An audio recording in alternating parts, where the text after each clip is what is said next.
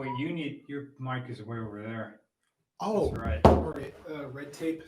Yeah. All right. I think it's still plugged in. Is it? Let's see. Me. Oh, we're halfway. Oh, there we go. I don't have this on track 3. I have it on track 4. Me. You. Wait, I need headphones so I can hear what this is doing.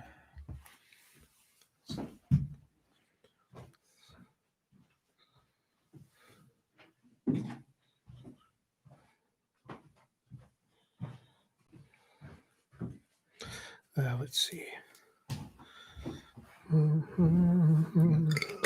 What we've got.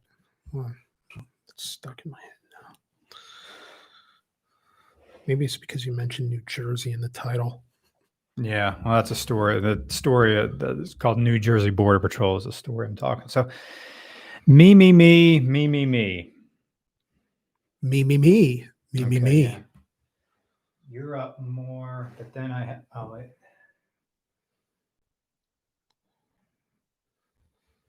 No, all the settings were the same as before, so I guess they're okay. I mean, do we sound fine?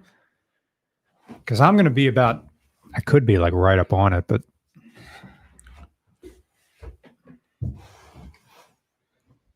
Maybe about here. I'll move over a little just to, just right. More space. I guess, yeah. So someone says buffering already. Oh, I got to turn my computer off in the other room. Sound fine to me, says Aaron Crutchfield. All right. I mean, literally, I haven't touched the board since last time. And the mics are in the same spot, so I guess we're good.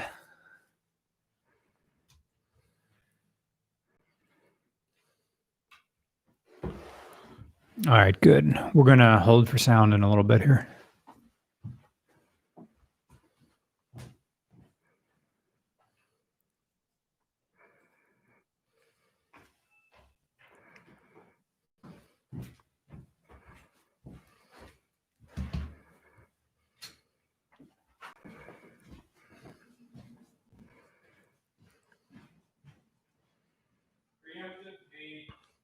I don't blame you.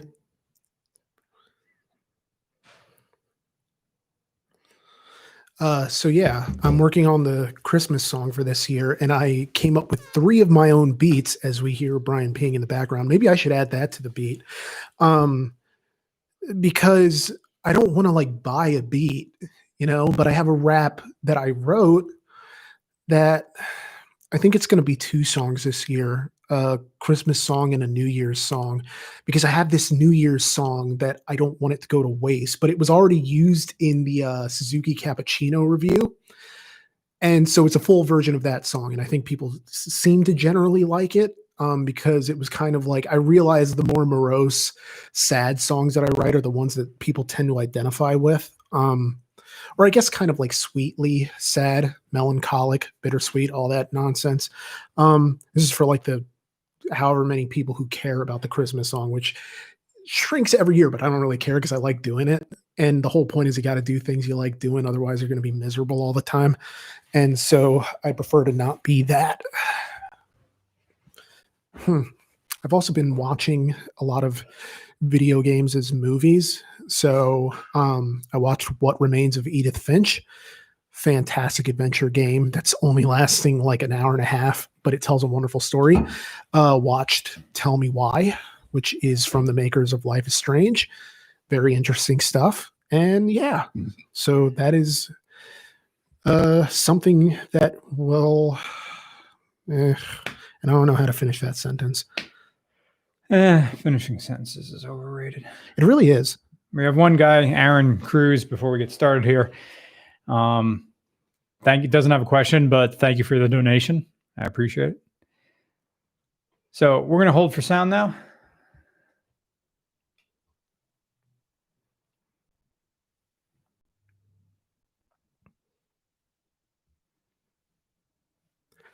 Welcome, everyone, to RCR Podcast number 81. I can't believe it's been that many already. I'm Nick. And I'm... And the title is New Jersey Border Patrol because story. Mm-hmm. So, New Jersey, for people who live in Pennsylvania, New Jersey, maybe Maryland and Delaware as well, you know all about this. You can, it costs nothing to go into New Jersey, but it costs $1 to leave. So when you go from Jersey into Pennsylvania on Interstate 78 and some of the other ones, you got to pay $1, which is no problem.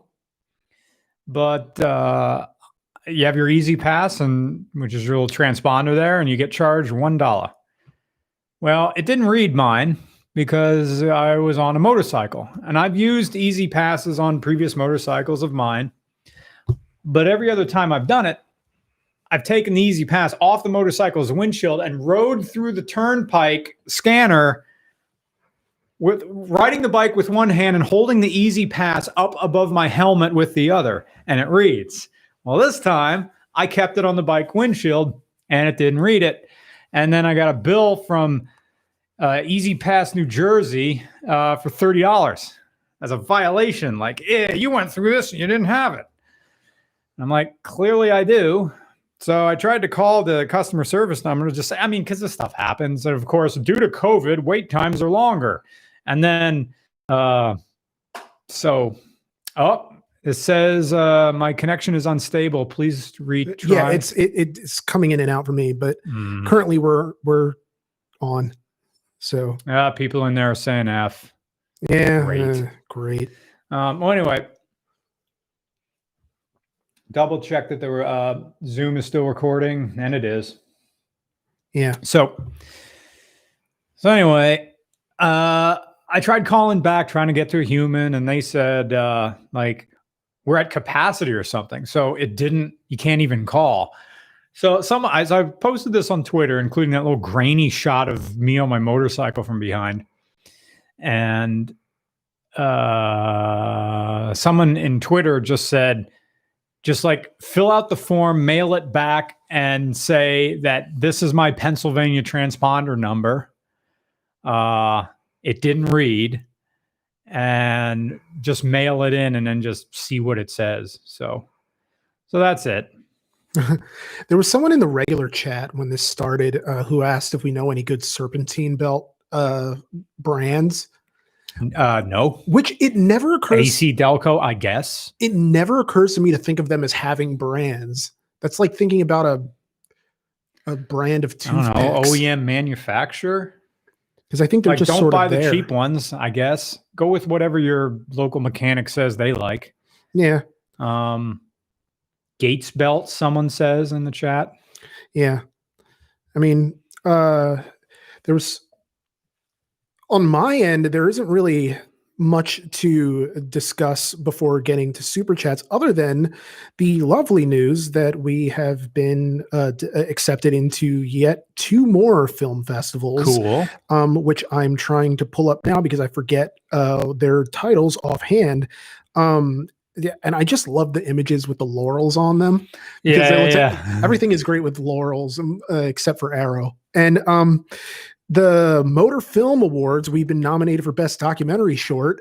It's amazing to be nominated for something because then the laurel says nominated and it's official nomination. And that's so cool as someone who always wanted to work on something film related, and to have something like this kind of get the response that it has is just huge. And then the next one is the Red Rose Film Festival, which is going to be virtual this year on the first week of November, I want to believe. Don't have the exact dates. I want to say the 6th through the 8th, but it's something where, I don't know if they're doing, audience award or voting, because it was because of you guys that we won the audience award at the Hudson Valley Film Festival, which was a huge honor, considering the level of competition that was there, and incredibly thankful for that. And thankful for just the response to this review in general, because it's you don't really think of it as festival fare, you know, in terms of like it's a treatise on post-war consumerism with rose-colored glass shards, right? and you know, with the occasional weird joke thrown in. Yeah. And there's no reason that it should work or get the response that it has, but for whatever reason, people have just sort of taken to it in a very encouraging way, and I appreciate that immensely. We all do. I feel like I've said this before. I think the Westphalia thing seems to have two endings, but yeah, there's multiple different ways that I would do that thing again, having lived that one video for the better part of a year as it came together. But I feel that the whole point of the film festival, besides just saying that you're there, is to put attributations and references and what am I going for? There's an old line that says that I think it was an Alan Watts line. When you write academic papers, the greatest academic papers become books about books about books about books. And the more references you put into it, the more authority you have. Yeah. Because it's not enough to just be your opinion. It has to be the opinions of other people. And I wonder now if that's the way you get accepted to get your show greenlit or something. It's not enough that you have like lots of views or things like that, because DeMuro isn't doing anything. Hoovie or the huge car YouTubers, I don't think any of them have a show. The most has been like Jalopnik when they had that thing on Fusion Network. So maybe if RCR becomes a show on Netflix or Amazon or some other carrier, it's going to ride more on having this one video be nominated for stuff. Like, well, it's weird because, okay, like I had my like national TV debut this week, which is congratulations. Thank you. Which is funny because like you had yours a few years ago, and it's just funny that we both got to TV independently of each other, even though we both got recognized in the first place because of this. But Matt Hardigree asked me a few months ago, actually, I think it was in July, if I could record a parody of Like a Rock for Proving Grounds on NBC Sports. And it was just a lot of fun to record. And then I kind of forgot about it for a while. And then last week while we were filming, I got the email from Matt that it was basically gonna air that night. And so I don't know, it was wild and it was great, and I completely forgot to watch it because I fell asleep, and because it's on 11:30 at night, and I'm an old man now, so it's something where I did get to see the full skit that included me, so that was really weird and fun to hear my voice. But yeah, it's a lot of interesting stuff, I suppose, for lack of a better term. So yeah. I don't even know what channel up here NBC Sports is on. All I remember, like the only time I touch network TV is when it's on the gym and it's muted. So I'll come into the gym. Sometimes, I've been going earlier in the days, like in the middle of the day to practice good social distancing. Like since I have the opportunity to go to the gym whenever I want, why go when everybody else is there? Just make time in the middle of the day to go. So I'm there like at 1 p.m, 2 p.m. If the place is dead, sometimes I'm the only one in the cardio room. And the cardio room is the one with all the TVs in it. And all of them are on Fox News. Every single one of them. And I wonder how that happens. And it's like not every single time, but often every single one of them is on. And I'm trying to figure out who needs to watch Fox News at every angle in this room. Triplicate. It's like, what is being accomplished? 1, 2, 3, at least 5 flat screens, and they're all on, articulating arms coming out of the wall. Yeah. And because, it's the cardio room, there's mirrors. So no matter where you are, you're a 90-degree turn away from looking at a TV. Yeah.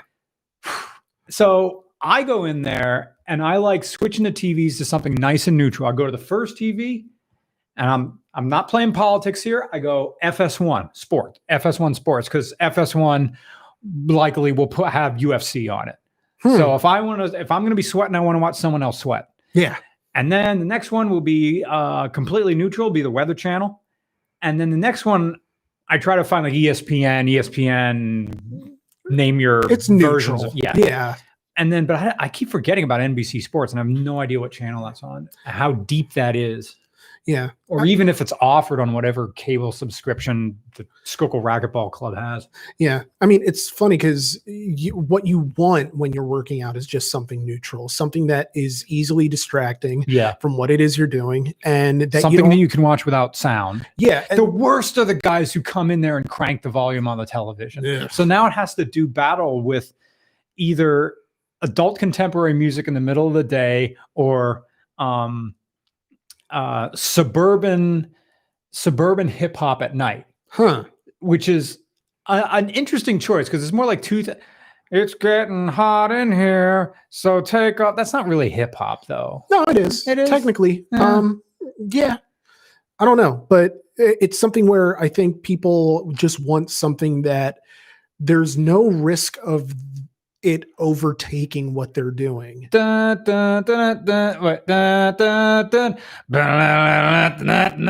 what is that?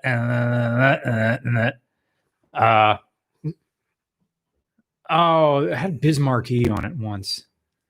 When I was, man, it's that saxophone loop that's it'll come to me. Yeah. They should just have like let me clear my throat. Yeah, that one. Wow. That one's on there. That's also on my gym mix, as is Dawn or Ric Flair's theme song, as well as Pomp and Circumstance, aka Randy Savage. It's like that, those two songs. And to be totally indulgent, also John Cena's theme song. When I'm in a gully and I need that extra energy to just the last 10 minutes, you can put on stuff like that and it'll get you through. You'll keep going. Just get you over the hump. It will. Bustin' makes me feel good. Yes, I have heard the Ghostbusters thing come over the PA. The music in the weight room is just radio-friendly metal. Because weightlifting guys like metal. And it's just general, the girl left me stuff. And that System of a Down cover of that Simon and Garfunkel song. The Sound of Silence. Silence, yeah. Yeah. That's on there. Surprisingly, no Metallica ever, which is odd. You know, if they did a metal cover of The Boxer, the gym would be all over that. Yeah. Man. There's a question here about VinWiki. Yeah, we've been trying to get on VinWiki, but no response. Yeah. Even though one of the two guys quoted us like in one of his things. But they're down there in Atlanta.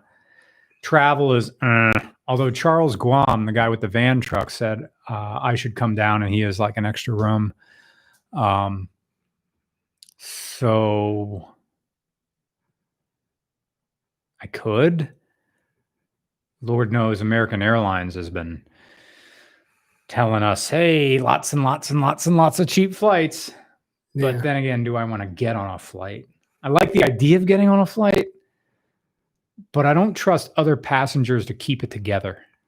Yeah. I can keep it together, but there are a lot of people, and this is half a Rogan line, who can't handle pressure. They get shown difficulty and their ego flares up. And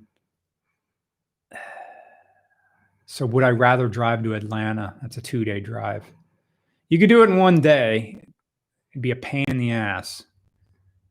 Yeah, that would be a pain in the ass. My Aunt Cindy does it a lot. From Jacksonville, she can do it in one shot. I think she just drinks a lot of coffee and drives through the night. That's madness. I know. I don't know. I would start to. I think she just drives like 90 miles an hour. Yeah, does it. Yeesh. That's the thing. Me going on VinWiki, I have stories, Yeah. but not enough that VinWiki can clickbait it into a solid 10 minutes. I have like multiple different ones, and all of them are disgusting. Yeah, it's not. And that barely have anything to do with cars. That's my problem too, is that like, what am I going to say about the thing that I tried to repair and failed to repair? But like, putting in a new alternator is not an interesting story. No. And I'm just, I could talk about encounters that I've had with other people's cars, but that's not really what VinWiki is. It's kind of like its own sort of, it's native to your car, isn't it? So I don't know. It's just, yeesh. I suppose I could talk about all the interesting people I make picking up through hikers.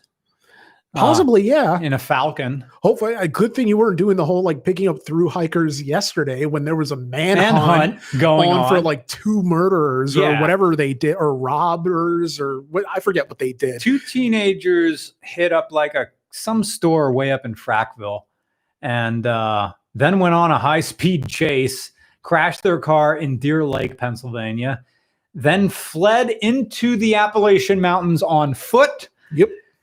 And I told, we were at the cafe and the owner was telling us about this story.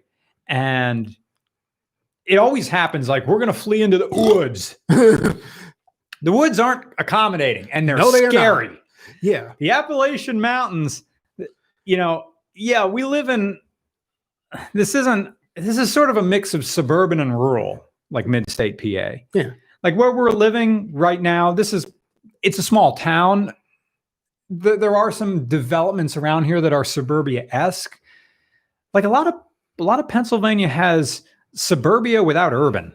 I mean, I guess why I'm missing suburban. Yeah, but there is the urban hills. Yeah, but it's close enough to other places. And I don't know. It's like, it's real easy to get turned around up in those mountains. Yeah. And suddenly, like that last summer, there was that lady who got lost in there, experienced hiker. Yeah. Had a freaking, I think she had like a satellite phone. Yeah. And still, it took like a day to find her. Right. Too. And she was lost with her dog up there. And it's even like claimed, like not through death necessarily, although I imagine possibly through death, but experienced hikers, people who know what they're doing. And so if you're going to manhunt your teenagers and you don't know what you're doing, and it's all about expedience and you got to get away now, and we're not charting a course anywhere, we're just going to run. It's no wonder they got caught eventually.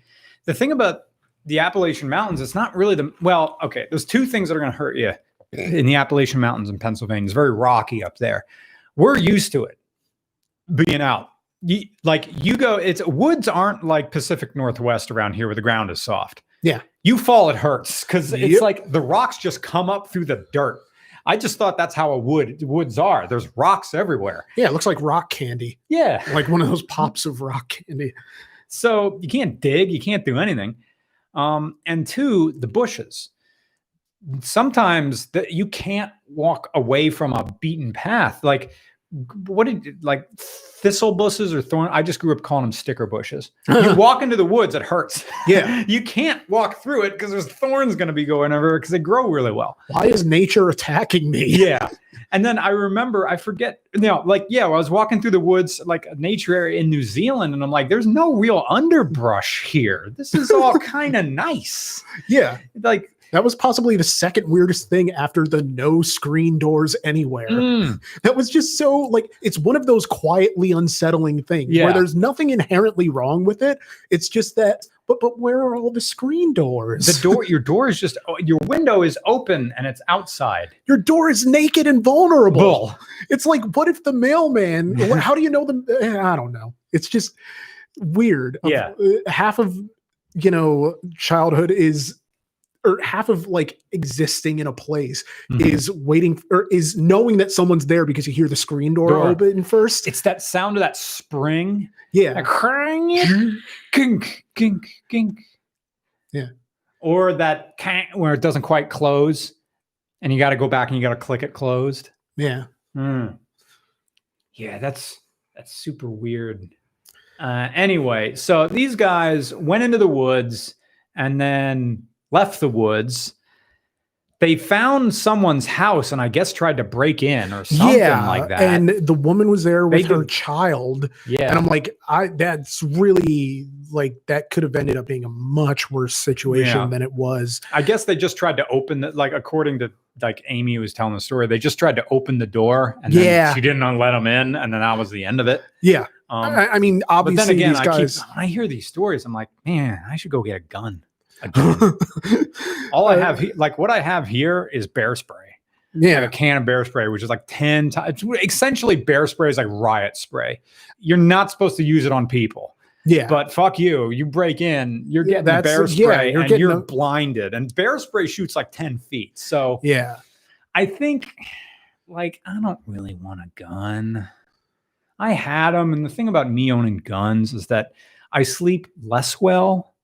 But then again, I live alone in this house now, and sometimes the house makes noises, and the fridge clicks on and off at night, and the furnace cycles on and off at night.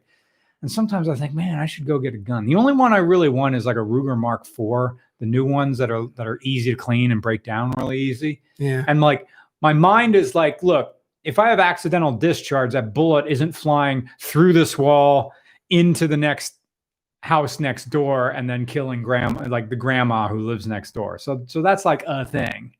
But on the other hand, like if you shoot someone, you're going to jail. Yeah. You're not a cop. You don't get off. Even if it's in self-defense, you're in a world of trouble right now. And it's going to cost thousands of dollars in lawyer fees to get yourself out of this. And there is no parade for you. There's no one coming in your defense to give you money. I mean, you'll maybe get a bunch of retweets from some firefighters on local joke on Facebook, and like maybe some like creepy militia people will want to be your friend. But now, of course, you've just shot a dirtbag. Now you're a target for all of his dirtbag friends. Yeah, because now you're in the news, and they're gonna say where your address is. So I guess the point, I'm gonna stick with the bear spray, honestly. Yeah, might as well. Someone says that's the point. They want you to be afraid to defend yourself. Finally, a level-headed gun owner, but you live, right? You live, but at what cost? It's such a weird thing. Great. Watch me like a week now. I'll have here and there. They do make I like target pistols because I like learning things. I mean, I had some larger caliber weapons before, and one, they're expensive to learn on. And then two, there's no real gun ranges around here. And the one I used to like to go to is now full of white supremacists, not joking, because it's the unmanned one up at the freaking Burma local. Like if people in Pennsylvania know what I mean when I said the Burma, you know what I mean. But now that place is full of like white people who openly say the N-word, and it's freaking creepy. So now I don't go there anymore. People who recklessly say it at all freaks me out, because it shows a certain level of like if that lives in their brain, like what else is in there? And also if they feel comfortable enough to say it, what else are they comfortable enough to do? Like, I'm like, ooh, let me get away from this person. And it's something where, I don't know, I suppose like you could get like one of those tasers that shoot out the prongs, or, like one of those guns that shoots like bean bags or some mess. That's the thing. Yeah, you could just get a plain old shotgun and just buy beanbag rounds and shoot the guy in the face. Or you do the thing with the rock salt. You cut the shotgun shell off, dump all the BBs out, go get kosher salt for taste. Go in there, masking tape it shut again. There, but I don't think doing that holds up in court. I think that's still assault with a deadly weapon. Yeah, but in that case, the person doesn't die. Right. It's like it gives you time to get out and call authorities so that you're not the one who has to deal with the repercussions of having shot somebody. Yeah. Even though I don't know that it's any better to kind of, I don't know if there is a right answer to how you deal with a home invasion other than to just defend yourself as best you can. But obviously people don't think about minimizing loss of life when they're defending themselves. And it's hard. Like the average citizen, doesn't really think about minimizing loss of life when they're defending themselves. So it's tough to really know what the right thing to do is until you're in that situation. And I hope to Yeah. God neither of us ever finds out. And then there's the other hand, and I get this hanging around when I was picking up Appalachian through hikers in Port Clinton, is you also get, as the English say, bounders there, or people who are on the edges of society, and they're full of crank and other stuff, and they're not, as my neighbor said, they're as my neighbor said, I haven't heard this phrase in a while, they're funny in the head, which is a nice way of saying mentally disturbed. So, you know, they can't be talked down out of a situation. Yeah. There's words don't work on them. So that's the other time. And if you have a guy who's like full of crank or on methamphetamine, what's a 22 really going to do? Like you'd have to like shoot him in the head or something like that. Yeah. And that's the reality of like living in like rural Pennsylvania is the meth problem that exists. So maybe like the whole beanbag thing with the shotgun is the best idea. Yeah. This took a turn. We should be talking about cars, but you know. There is a question from the regular chat by someone by the name of Grape who wanted to know how to talk mom into allowing first car to be a manual. Like, hey ma, let me get a manual for my first car. Like, how do you do that? You have your own. Well, how do? There's the legal way, and that's pay your own insurance and buy the car yourself. Here's the tough answer. If you're living with mom and dad, it's their house, their rules. And unfortunately, if they say no, you have to go with that. Yeah. Ruining your relationship with the parents isn't worth it isn't worth 3 pedals. A manual transmission car isn't going to get your dick harder than it already is. And it isn't going to make it bigger than you already is. And driving a manual from someone who has been driving a manual, who exclusively drives manuals as their daily, it impresses maybe one person a year, and it's an aside comment. Mostly what happens is you end up being the designated driver because no one else can drive your car. Yeah. That's the reality of dailying a manual.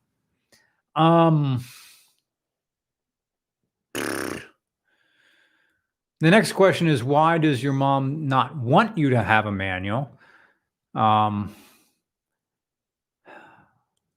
Because you're going to crash it, because you're going to do burnouts, or because it's a mystery to her and therefore bad? I mean, that is so I'm guessing they're asking this question because they broached the topic with mom already, and mom said no. Yeah, Dom's in the regular chat says, as someone who was way into cars for a while before driving at all, an automatic is still going to rock your world for your first car. I mean, really, it's all about the person, because when you first get your own car, it doesn't really matter what it is because it's your car. Like, it's awesome because it's yours. Now, granted, you would prefer, I know a lot of people would prefer that they get a certain car. I know Joe from Auto Moments is in the regular chat that was talking about how his parents made him take money out of his own account to get a car he didn't even want. But at the point where you're paying for it, I think you should get a little more say. But if it's entirely on your parents who are buying the car for you, then I don't really know that you have any negotiating room unless you're willing to really go into like lawyering level of negotiation of like, if I can get a manual car. But even then, it's like, are manuals going to be more expensive to insure? Like that type of thing. No, they don't all care. right. Like I don't really think about it. It's not even a factor in the thing. No. Good. All right. Someone in the chat said the mom could say it's a distraction, which is true. It's fair. If you're learning to drive, more specifically learning to navigate the road and the rules of the road and being able to predict what other drivers are doing, learning manual at the same time will be an extra step.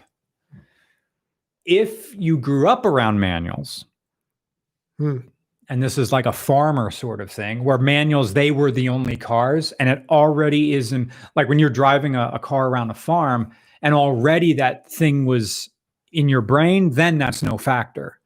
Yeah. But if your parents don't drive manuals and they're emotionally adverse to that, then yeah. Now, my parents were the same way. I knew sort of how to drive manual because as I was learning to drive cars, my mom had a 1975 MGB. That was difficult to drive on because the synchros were blown. And also it's a Moss gearbox. It's British and weird. So it wasn't easy learning on that car, but I learned. But I was still iffy, and they were buying the car. They bought me a Dodge Neon, so whatever. Yeah. Big spenders. But whatever, hey, it's got airbags. So yeah. So that's what I learned on. Or that was my first car. And already, but I quickly wanted a manual after that. Yeah. And my car after that, after I hit a deer with that car, it was the old Heller, my Echo, which was a manual, and never looked back. 2 cars after that, I haven't driven I haven't owned many cars. I've just had an car and then a revolving thing of weird stuff. Man, people are talking about 4 LADs and something. Sorry you don't agree. Learning how to drive manuals isn't always hard to learn because you have to do it. Shifting third pedal on the floor. Yes, I'm that guy. My second car was a manual. If it comes naturally to you, it's the question. We're not really debating, is a manual any difficult to learn? And the answer is no. You can ask my friend Foster Eber. He just grew up, his whole family had manuals, so it just wasn't a factor. He drives a Mini Cooper S, and he just sort of, this is how a car operates because their parents just drive manuals, and that was that. He didn't even know that there are some that shift themselves. All right, whatever. I guess that's a luxury. But once you figure manuals out, your right hand, or in other countries, your left hand, just operate. You don't even think about it. Your foot's going, your hand's going, you're drinking, you're talking, you're changing the radio. I'm up here, when we're filming, I'm filming, driving, turn signal, half of it with one hand, because it's like a program that's already written in your head that just goes. What we're struggling with is that it's not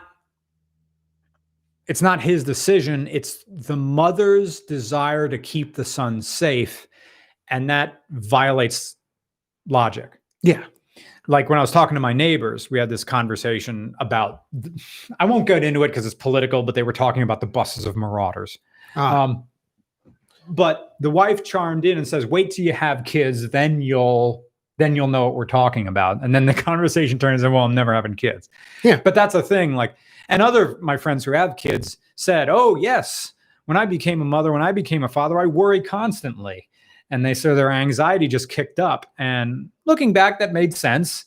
My buddy Tom called his kids squishy death bags, in that the kids have one function, and that's to die. Yeah. Bear in mind, the dude said, that's sort of where natural selection is going. They're going to take ungodly risks. Yeah. Because Mother Nature is trying to find the smartest and the fastest and the most. I know, but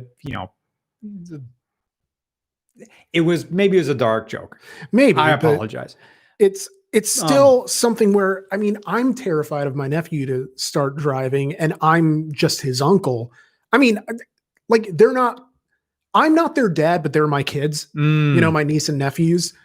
So I have a healthy amount of terror committed to each of them, so that I'm always on edge on the possibility of, as they get older, what are they going to do? What types of mistakes are they going to make? But I realize it's I can't shelter them from the world. All I can do is kind of just be a voice of reason or someone to listen. So I don't know. It's just something where I hope people, I don't know. I want them to get the right automotive education, because I almost want them to get that European education of where it's not really called manual, it's called standard or whatever, because it's just so that's so the way cars usual. are. Yeah. So I don't know. It's just yeah. UK is devilish. Like if you take your test on an automatic car, you get a restricted license. That means it's illegal for you to drive a manual. Damn. So you only are permitted then to drive automatics. So you have to take your test on a manual. And they have like weird rules, like you can't leave your car in gear at a stop. You have to take it out of gear, and you have to put the parking brake on at a stop sign and stuff like that. Damn. Odd things. My buddy Ted said when he was working over in like Bristol, he went and took a driving test. Like, well, maybe I'll get a license over here or something like that. I guess his American license was good for a while. And then the instructor says, well, you clearly know how to drive, but you're not very good at it. And Ted's like, what? Because we're doing all the American things.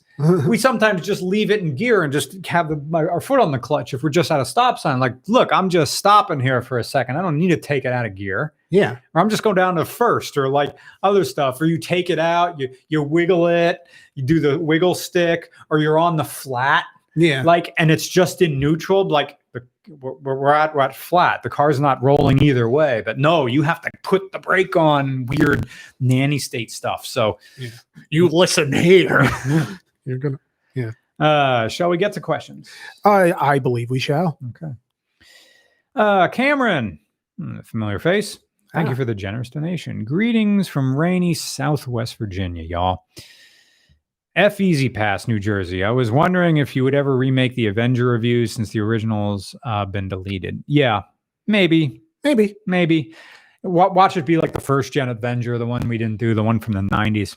Here's a tenner for fighting the man. See, that's another thing. Like, it's going to be $30, and we're there. It's already been paid for. Yeah. So thank you. Do I really want to lock horns with the New Jersey Toll Commission Authority over what it comes down to a case of cheap beer? Yeah. How much is my time worth? And that's probably the whole thing with that $30 fine. It's just enough to make you pissed, but not enough for you to take time out of your day to fight this thing. Yeah, it's something where they kind of nickel and dime you on your time. Of like, do you really want to fight this? Yeah. The Pollock, your name, not mine. Thank you for the donation. Well, mine snapped last night on my birthday. Oh, Serpentine belt on my modified Trans Am. So yeah, gonna try AC Delco. Left it overnight at the police station near work. It sucked to have to fix it in their lot this morning. Yeah. That's the sucks. person who was asking earlier about what brand of belt to use. It's so weird that Serpentine belt snaps. I've never had that happen. Yeah. I've seen it happen on like cheap ones, and I've seen it happen on people who just don't change it. Is he in a place where they don't inspect those things every year? Because that's part of the state inspection, is they look at that Serpentine belt and see if it's like cracking or getting dry. Yeah. You kind of need that thing. It runs the water pump. Well, at least on most ones, it runs a water pump, runs your power steering, runs your alternator, for Christ's sake. Anyway, my belt's squeaking. I don't know it needs a new one. They're $8. Yeah, but I don't know how to. Well, if you have a transverse engine, they're a pain in the dick. Yikes. Like, Subarus, they change really freaking easy. Any sort of longitudinal engine, it's there. Mike Fagan, excuse me. Thank you for your donation. Hey guys, love the channel and RCR podcast. Have you ever considered reviewing a Mark IV and Volkswagen R32? Yes, I see them from time to time. Most of the guys who drive them are colossal dick bags, but I want to do it. I've sent an email with all the info. Thank you. Thank you for doing that. Yeah, the R32 is like this weird sort of penis car for the PA dubber crowd. That's about as high as you can go. And then unless, I've never driven it. So I think I don't know if it's the same engine that was in the Corrado or not. Man, it's so weird to come down off of coffee and try to balance it out with beer. That kind of makes it worse. Yeah. I don't know if going to the gym after this is going to help or not. I went to the gym for the last 2 days. Do I deserve, can I get away with a rest day or not? It's been just a whole day of stimulants this entire day. Well, I got up and I had oatmeal. And then Well, I just met you. I had that healthy salmon platter, but then that big thing of coffee, and then Amanda gave us sugar.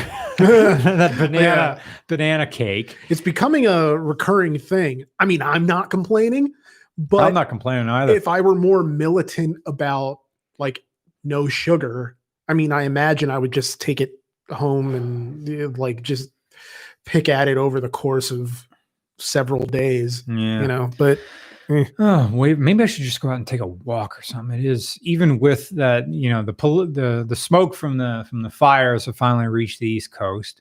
So that's why we're getting cooler weather. They're up there, according to the Weather Channel, about at 25,000 feet, which is up above. You need oxygen after 10,000.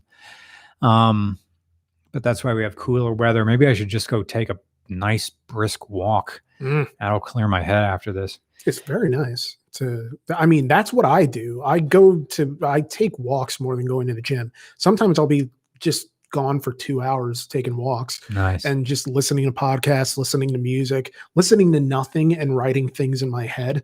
I don't know. It's just a nice little head clearing activity. And then you feel nice and good and tuckered out by the time you get back to where you're just like, let me just shower and sleep. Yeah. Because I'm one of those people who needs to have a shower before bed rather than shower when I wake up. I've never been a wake up and shower type person. I wake up and shower if I got to be somewhere where I want to smell good. But the idea of going to bed with the skin guck on me from the day, and now I'm just sitting in that swamp of my own goo. Yeah. Well, just wash your sheets. Well, that's the other thing. I'm not that good about washing my sheets. So I like to go to bed in having a clean body. Projecto 5 with 5 pounds. Thank you for your donation. Goodwill sells cars. Would you ever do a video where you buy a Goodwill car? I didn't even know that Goodwill sells cars. I'm sure they're as is, and they don't know anything about, like, if a big enough Goodwill has a car, I'd buy a good. No, I don't. Which means they're going to be sold for slightly above. I've never even seen. I don't know what they're doing. First of all, why would you sell a Goodwill car? What would they even give you for? Unless you're donating it to Goodwill, that sounds like a weird liability thing. I don't know anything about that. Thank you for the question, though. Someone in the live chat, just a real quick question. Arabia Any Souls asks, how do you feel about the first gen Lexus RX 300 SUV? Is that a RAV4? I always thought so, but I could be thinking of something else. RS 300? RX 300 SUV. Romeo X-Ray 300. Oh, here we go. This bad boy, right over yon. Yeah, it's a RAV4. I've seen them. People think they have a fancy car. They have a fucking RAV4. I wouldn't buy one. Maybe they put some fancy suspension and give you the 3-liter engine. Fuck that car. I love Toyotas, but fuck that one. There was also someone else in the regular chat who asked if you sold your bike yet. No, but there was one guy who emailed me just before we started this, a fan of the show who's down in King of Prussia, who says he wants to look at it. So, potentially promising. Potentially promising. That brings us to another thing, the scam emails. I'm going to go empty my bladder. Okay, I'll wait till you come back because I want to do a dramatic reading of you of the scam emails that I've been getting. Now, this guy's been putting tildes and stuff, and I don't know the pronunciation what a tilde means. Oh, do you? Well, it depends on on an N, it's like nya. Okay, so I'm gonna read me. All right, and you read the scammer. Go for it. Okay, it starts off with the scammer. Where do you want to put this? Oh, that's fine. Yeah. Okay. All right, that starts with you. Yesterday, I checked out a very similar bike in Lancaster, and it had a bunch of problems. I'll come to you in the next couple of days, or maybe today if you can get. Oh, excuse me, that's the real guy. Sorry. Tremendous. I was like, this isn't very dramatic. Oh wait, no, this is the right guy. Excuse me. So that's what threw me when I got this email. It sounded like a real person. All right. So I'll come to you in the next couple of days, or maybe today if you can get a background check on the Suzuki, please. I am healthy and want to respect the social distancing, but I really need a new motorcycle. Sorry to bug you. Are you still here, though? Like, I don't know what's with the random accent. There's a random accent on the O, the U, and the E in like to, you, and here. How would that change the pronunciation? I don't know that Okay. it would. I mean, that's like, Is that where tilde belongs? not that I've know of. Tilde is usually the squiggly little line over an N in Spanish. Oh, that's a tilde. Yeah. Then what are these? Mañana. Accents? They're probably like acute marks or diacritics. Like I don't know the exact name for them. Okay. I know it's not an umlaut. The umlaut's like the two dots. But other than that, I don't know. So I respond, sure, give me a call. Hey, I'm not able to talk on the phone right now. That's why I'm texting. Can you get me that report and also 2 to 3 times that work for you this next few days? Why can't you speak? I see you are texting me from a cell phone. The best place to get one is website. My brother's a dealer and told me this is the cheapest and most reliable. If you want to move forward, you must talk to me. Please forward it to me at email. No, you must call me at this number. And that's it. They haven't responded, and that was yesterday. That's bizarre that they won't like talk to you on the phone. No, they're in some other country. Oh, the whole deal is for me to click on that website, and they either phish my info, they either get me to they're trying to either steal my credit card information, or they do the move where they send you a fake check from a fake credit union, and for more than what you ask for, and they say, I sent you too much. I sent you $500 too much. You can keep $100. Just send me $200 back or $300 back. So you think, oh, what a deal. So you send them, like, they always ask for like a money order or something. Yeah. Or a postal money order, or like wire me it. So you do that, and then that check bounces. So now you're on the hook for that amount of money. Now you're out $200, and you have no, and you still have they say they're going to send a shipper, but they never do. VinWiki has a good story about a guy effing with them for like months or trying to string this guy along. So that's where we are with this one scammer for my motorcycle. All right, so you can go pee, and I'll answer some more of these questions. I got to pee after you. Joshua Mendel says, can you expand a bit on your love of K cars? Sure. Half of it's 90s nostalgia, and other is the love of a simple car that was never intended to be anything more than just basic transportation. That's what I like. It's so strange when manufacturers make a simple car, but try to make it sound like this is going to get you pussy or dick or respect. No, it's a simple car. It's a K car. What do you want? This thing is very inexpensive. It's the cheapest American car you can buy. We made it to the highest standard we can. It's going to get good fuel economy for its day, although they wouldn't say that even then. Low 30s was amazing fuel economy in the 80s for an American car. Actually, because the K wagon that seat that held 6 people. So yeah, 30 miles a gallon for a car like that. For a whole family, why not? Some of them even have rumble seats in the back. It was glorious simplicity, and that's what I like, and that's why I have a Ford Falcon, although now it has a V8 in it. So yeah, it's a good question. Thank you. Nerdy Hillbilly asks, I bought a K&N race intake for my 1999 Ford Blazer. Wow, 5 horsepower is really loud. Yep, because you just eliminated the moose tube. Or it's more possibly, it's called the intake resonator, the stuff that eliminates intake drone on the highway. There's a reason that's there, so it's not annoying on the highway. You just got rid of that. Now your thing goes. That's why lawnmowers have that drone do it, of course, also from the noise of the blades. Or when you have motorcycles that have a fart pipe on it. It sounds great when they're idling, but then you hear that motorcycle on the highway and it's going, whoa. That's that sound. That's why most stock motorcycles have big exhausts on it, because there's no way to put a resonator in the pipe. So it just has a gigantic muffler for the sound to bounce around inside that thing. So it isn't freaking annoying.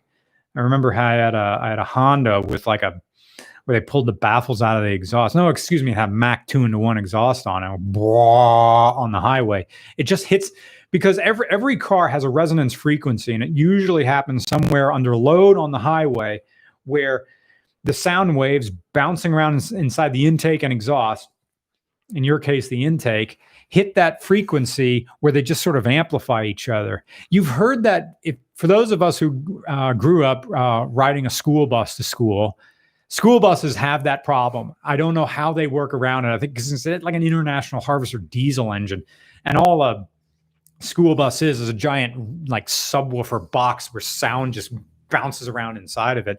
I remember there was a frequency on the highway where a school bus would hit this speed and engine revolution where you couldn't hear a damn thing inside. It wasn't that it was loud. It's just the sound just sort of started bouncing around inside where you literally had to yell to the person inside. And it was at specific times where all you heard was this drone inside of the school bus. Maybe it was a 90s thing, and school buses are better now. Maybe some older people in the chat will remember this moment on the school bus, and it happened now and again where the bus hit a resonance frequency where it's just, and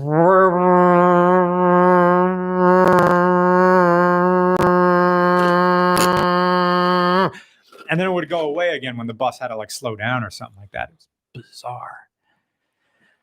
No. Cole Donnelly says there's a pearl white Z32 sitting in front of an abandoned school. Oh boy, in my hometown for years.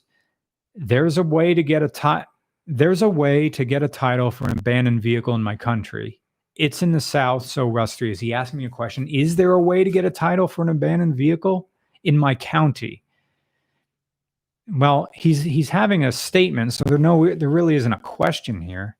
If he's asking if there is a way to get, should I get it? I don't know. It's your money.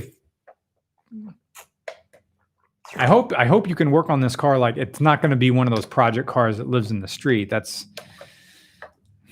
pretty low rent and unsightly, but I mean, an abandoned vehicle. I don't know if you can get it. Like,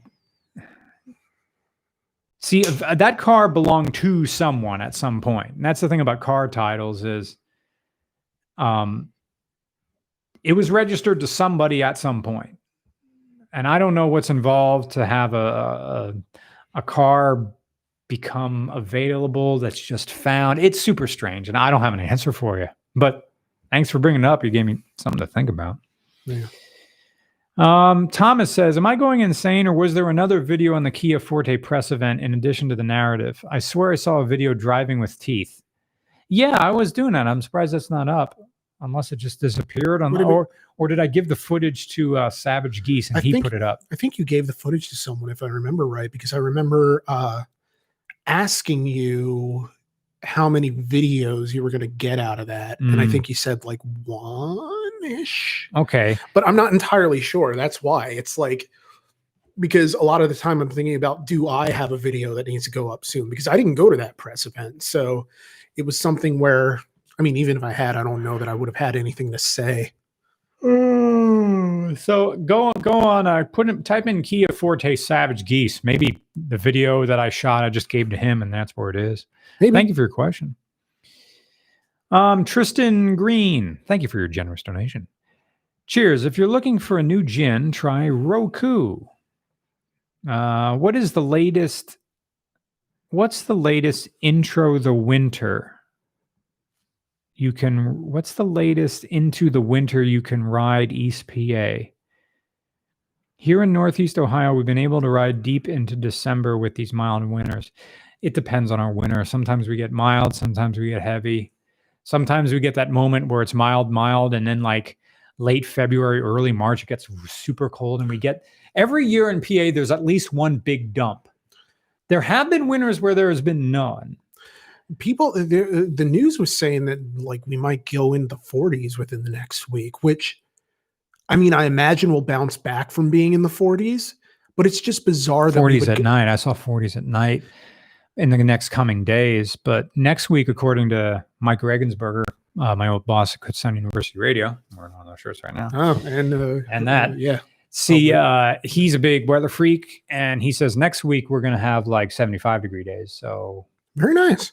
So I don't know. I mean, it's kind of like I think right now we're in the thick of the smoke from the fires on the West Coast, where it's, you know, half blotting out the sun. That's why it's cool, and the sun isn't working. So just enjoy the cool weather, and then, well, again, that's a privilege of living in the mountains of Pennsylvania. Nothing really happens. Yeah. So you're free to be as clueless as you want to be. Hey, is your computer off because the audio is clipping? I think, according to people in the live chat. All right, it says it's running on my end. Oh, all right, it's running on my end. Okay. All right, well, there we go. Recorder's still running, so that's good. I'm not accidentally on the Wi-Fi, am I? So yeah, typically the snow sports season starts late December. They try to get the mountains open by Christmas time. Winter always starts late in Pennsylvania and hangs around too long. But it's usually December. It's usually January, February are the good skiing months in Pennsylvania. And I hope to do a lot. I hope the mountains are going to be open. The only thing that's going to suck about the Rona is that I get to change in my car probably. And then there'll be weird social distancing with being at the ticket thing. They're going to encourage people to just get the little passes and just load it at home. I normally go at least out 3 times a year, so I'll just get Blue Mountains like triple play. I'll just get the triple pass and then just at least get in 3 good days in the winter. So yeah, Northeast Ohio, we've been able to ride deep in this summer. Okay, cool. Caesar asks, and thank you for your donation. I have to pee. Well, I know what the answer is going to be, even if I throw it to Nick. When will you two be on VinWiki? I don't know. Yeah, I know. Love to. It involves travel. Do we have to go to Atlanta? The recent video on the Corvette boat. Yeah, I watched that one. Had RCR worthy title. Yeah, my boat is my Corvette. My boat is best boat. And some subtle references. Someone there loves you guys. Yeah. Love to be on it. I haven't heard a response from them, but it's just a matter of getting to Georgia.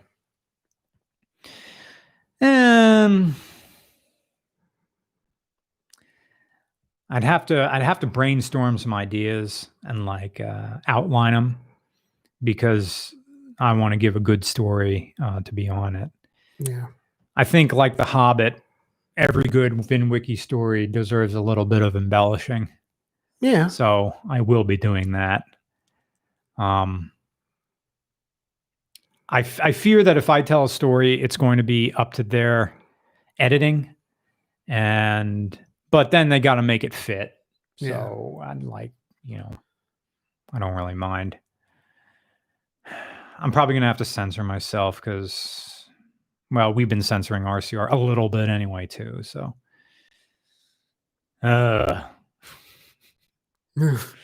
maybe at the best they can bleep me out. Yeah. Good question though. Orca Strike 77. That sounds like a Sega Genesis game. I'm still kind of miffed that you passively aggressively railed on the G37X Coupe a while back. Yeah, I didn't really think much of that car at all. Sorry. I gave you my truth about it. It was just sort of, I don't understand why you would get this thing at all. It's just, well, why didn't you just get a Nissan 350Z or 370Z? Why do you need the G37? What is up with the Infiniti brand? Such a Karen brand. There's nothing about Nissan's coming out with a new Z car. Nissan can do the Z car really well. It can do the GTR really well. Is there anything else they make? And don't bring up Pulsar with me and don't bring up JDM stuff with me. USDM, Nissan stuff. What do you got? Not much. Yeah, but that's not really going to reach the G37X crowd. No. It's like Infiniti's like FCA. They can make the Challenger, they can make muscle cars, and they can make trucks.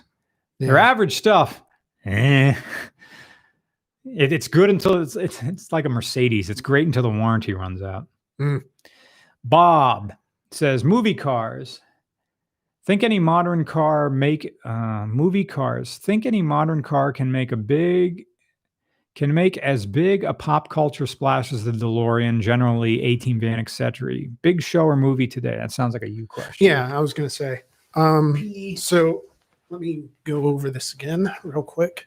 Movie cars. Think any modern car can make as big a pop culture splash as the DeLorean, generally 18 van, etc.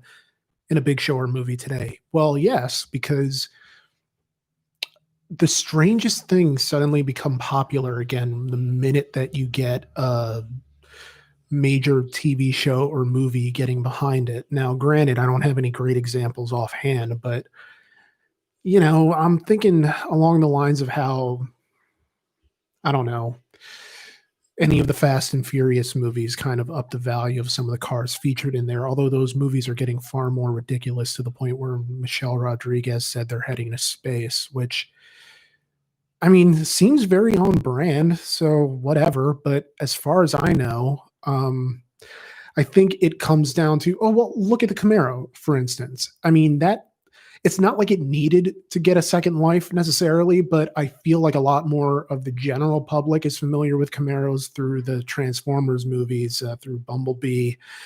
And, it's just something where all it takes is the one big thing. Like, I don't know. What's the new Batmobile? I forget what it is offhand. Is it like a Mustang or a Charger or a Challenger or something? But if that movie is as big a hit as people are anticipating, and if people really fall in love with that Batmobile, then I could see that, sort of becoming a cultural icon. But to the extent of maybe like the A-Team van or the DeLorean or even the General Lee, I don't entirely know. I think people will remember the models, but they won't remember the specific car. The same way that like people think of the General Lee as the model, or as just the General Lee. They don't think about the model of car it is. The DeLorean, it helped that in the movie they just called it the DeLorean, because otherwise, I feel like it would have ended up being remembered by whatever name they give it in Back to the Future. But ultimately, yeah, there's every hope that a car can randomly become popular again because it was featured in a movie, and suddenly the values go jacking up through the roof like so many. The one WRX from Baby Driver. Oh, there you go. Yeah, Baby Driver. That movie, that I don't know. I guess I don't know if people are really all about it anymore, because A, you got Kevin Spacey, and then B, you got Ansel Elgort, who's been outed as like kind of a creep, at least from some weird text messages he sent. But then, I mean, I don't know. It's weird because I still enjoy a lot of products from very questionable artists. Like Chinatown is still a good movie, but Roman Polanski sucks as a person. I just have a line I have to write down from a. Yeah, we were writing today for a video that's coming out in like 3 weeks, maybe a month. So this is the process. Things just kind of like pop into our heads, and we got to write them down before they disappear into the ether.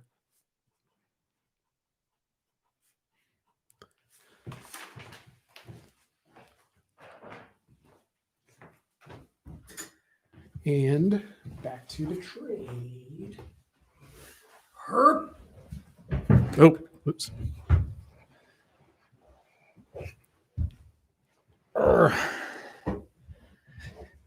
Hungry Moose says, trucker here. Flying is less risky than driving. This is true. On planes, people are actually enforcing the rules. No one is wearing masks in the rural truck stops. Well, yeah. Yeah, that's what I hear about the South. They're like, what virus? Everything's, well, that's an interesting thing looking back as I grew up. Everything always was politics. I just never noticed it.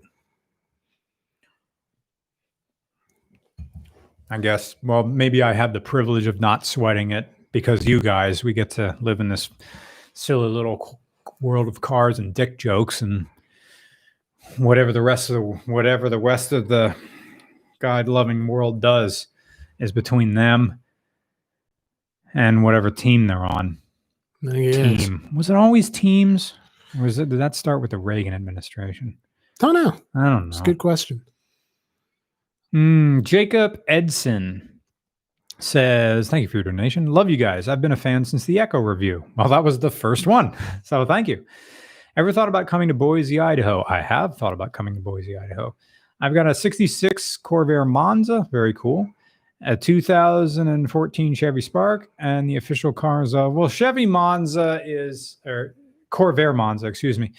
Well, Corvairs, you got to tell the story. Is it unsafe at any speed?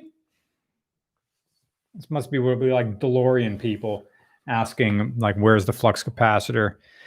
I have yet to drive a Corvair. There's a guy in Jersey who wants me to drive his. It's going to be a hard top. I think it's a regular one. So I have no questions. I think the Corvair is the official car of a motorcycle. In that you ride a motorcycle, there's going to be someone who's going to tell you a story of someone who died or almost died, or someone died, or someone rode a motorcycle and immediately died. Yeah. And everybody dies, and you're going to, wear a helmet and this or that. Corvair is that thing. Anybody who knows 3 things about cars knows that something about the Corvair is not right. I don't know what the deal is, but I heard that it's unsafe. Oh, you gotta be careful. You gotta be careful. You gotta be careful. I just want to be part of the conversation, so I'm going to tell you that it's careful. And then you're going to say, okay, I'll be careful. Yeah, but be careful. Well, okay, where's this conversation going? Well, I'm just worried about you, which means I want you to think about me, which means something is unfulfilled in my life, and I have to interject my emotions into interject your emotions so they stay with you until sunset. Fuck that. Yeah. Chevy Spark, the official car of, no, that's not mine. That's the other one. It's the one with the ball on the antenna. Or no, I'm the one with the other. I'm the one with the other video game sticker on the back. Chevy Spark.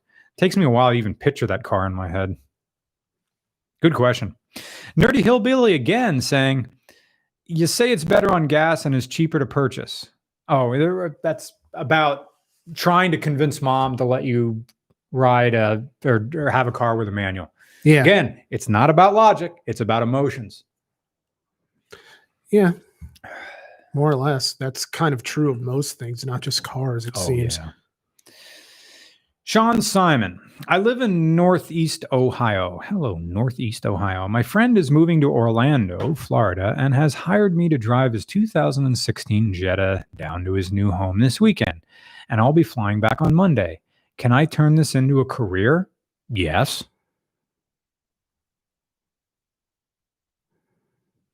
Why not? Car career. I'm guessing if you want to set up an LLC as car courier, you're going to need some kind of insurance. Yeah. And then you're going to have to price it so it's worth your time, cover the cost of your insurance, and cover the cost of gas that you're going to have to spend, because it's not like they're going to give you a wad of cash. I will drive your car to this, that, and the other. So now you're going to have to be insured. And so if you crash that car, you're going to your name is going to have to be insured on every single policy of every car you drive. So it's not going to be under the table. This has to be above board. I wonder if that's why car carriers, when like you get someone bring a trailer, or now DeMuro's thing that he did, Cars and Bids, is so tough, because you have to have someone who is willing to go through the heartache of that paperwork. Yeah. Which is why they're all on trailers, because you can insure a car in a trailer, and the stuff that's on it, I think, falls under something else, like liability insurance for the business. Yeah. That'd be a thing. Maybe. No, but that's the thing. You'd have to then get like a diesel or pickup with a car. You'd have to be licensed to have a car trailer like that, or a flatbed or something like that. You have to be you get to drive that thing over states and states and highways, and then learn how to thread that thing up streets, because most people who buy these cars, you're going to realize you're going to be on like someone who lives on, I don't know, like not Fifth Street. Name your like back street in town where the houses go from the front street to the alley out back, and there is no garage parking. Everybody's on streets, and now you have a dually pickup plus a car hauler in the back, and you get to drive down some of these Pennsylvania town roads that, yes, they're two-way, but not really. Yeah. These roads in Pennsylvania in these small towns where you park on either side of the street. Like, I know that one right there. I'm not going to say the name of the street, but there's cars parked on both sides of the street. And when two cars come, sometimes if that's a dually coming the other way, guess what? I got to pull over into a spot or get really far over or even back up. Yeah. So that's going to be your life now, figuring out where you're going to go, looking at the streets as you get to this person's residence who owns a row home somewhere, who just bought an R32 Skyline, and now you got to bring your friggin' King Ranch or whatever it is you're leasing down this road. So yes, you can turn that into a business. You probably need like $10,000 to get started. Not trying to turn you off. Yeah, but still. Run a business in Pennsylvania. They said it'll be fun, they said. What are you drinking? I am drinking stuff that one volunteer brought us. This is Samuel Adams Summer Ale, citrus wheat ale. He also gave me a Yeti thing, and so far it does work. Very nice. It keeps it cold from beginning to end. Very nice indeed.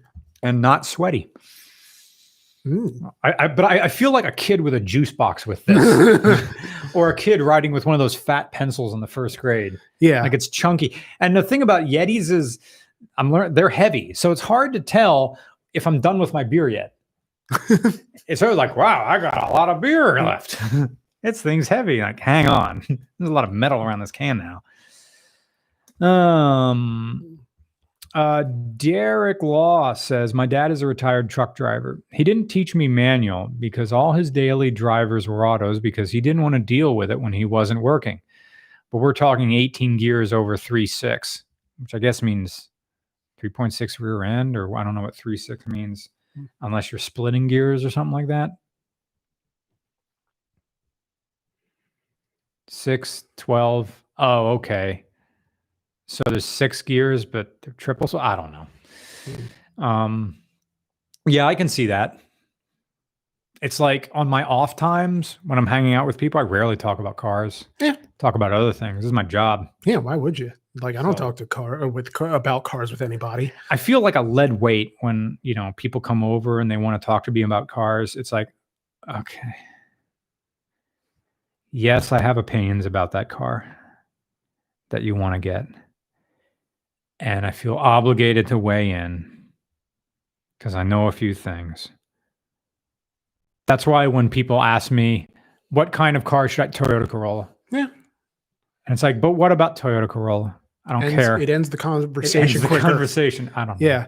It's something where I think, at least with me, people will ask me things and it's like, well, you're the car guy. I'm like, well, but not the one to be giving to tell you how to live your life, because I can tell you what the car is get. part of your life now. Yeah. For a lot of people, that is the most significant purchase you're ever going to get outside of your casket. Yeah. It's like, I don't know. Oh, damn, that went dark. No, but I don't know how to make you happy, or what makes you happy. I can give you a recommendation of if I were you, what I would get, but I don't know that you're going to enjoy that, because it's just a thing that you need to be the one to make this decision. Yeah. I can go from a certain amount of criteria that you give me, but also I don't want to think about this right now. I just want to go back to, whatever pressing matter is in my brain at the time, which to be God's honest is usually just absolutely nothing, whatever the mental equivalent of cobwebs are, or tumbleweeds. Yeah. Murray Mackencheck says, my mom was against me getting a manual as my first car, but she taught me how to do it. My second, third, and fifth were manual. BRZ for the win. Yep.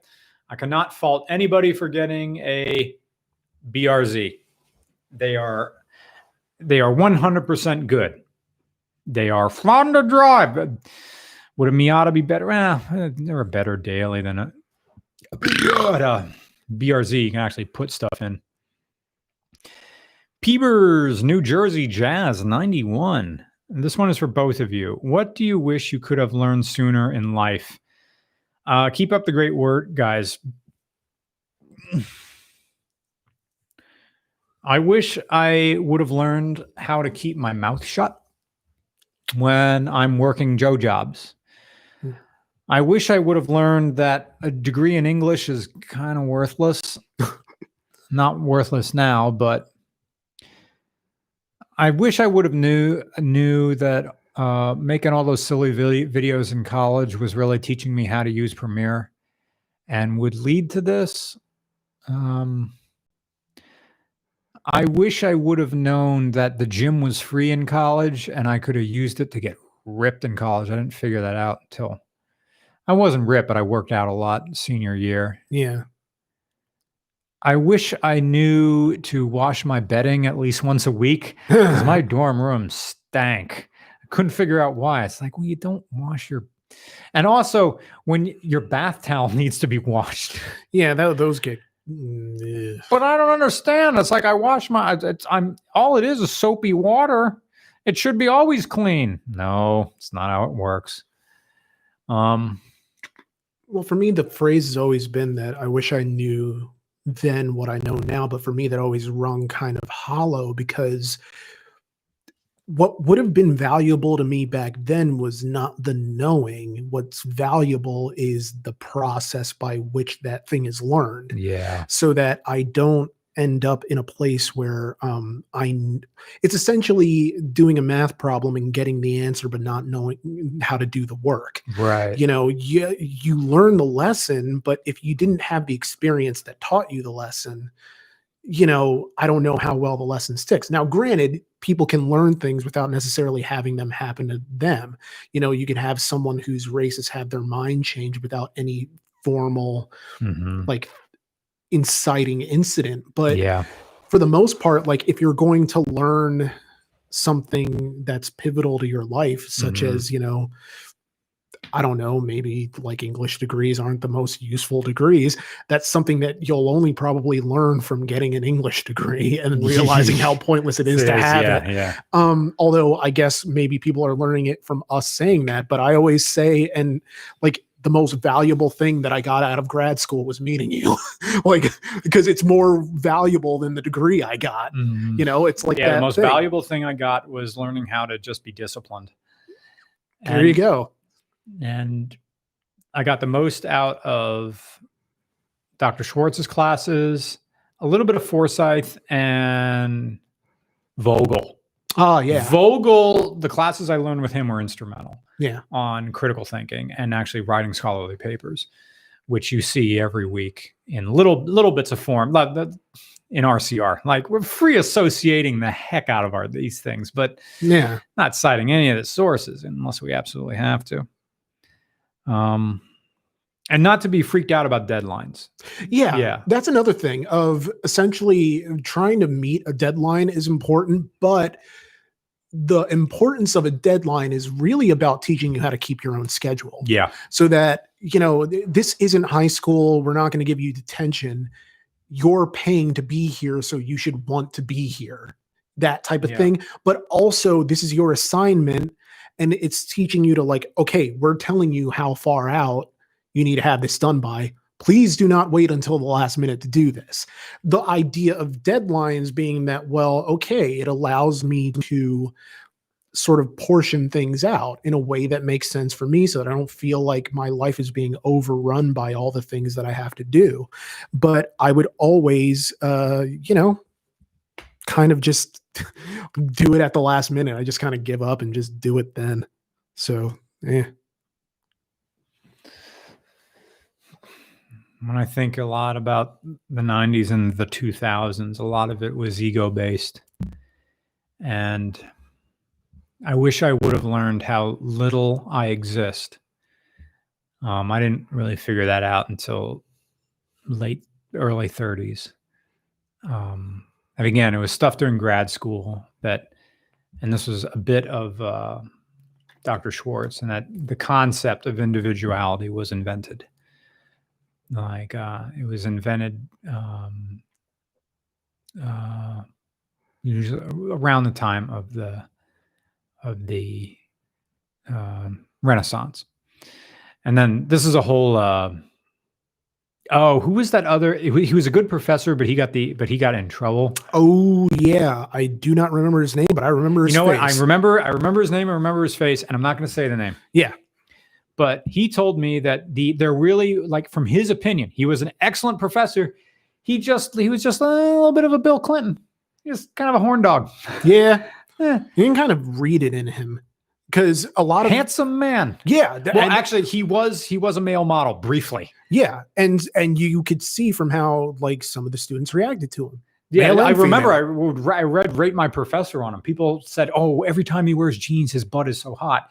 This is a guy who just unfortunately, got 3 sevens in the genetic slot machine growing up. Yeah. He had that perfect bilateral symmetry going on with his face. There was no, a handsome man, but probably as a result of that, there's a lot of handsome people who have learned how to keep their dick in their shorts. This guy, for whatever reason, it's probably not the cause, but maybe a contributing factor that, women want to bang him. Yeah. All he has to do is flash them baby blues. Yeah. And, they kind of do what they want.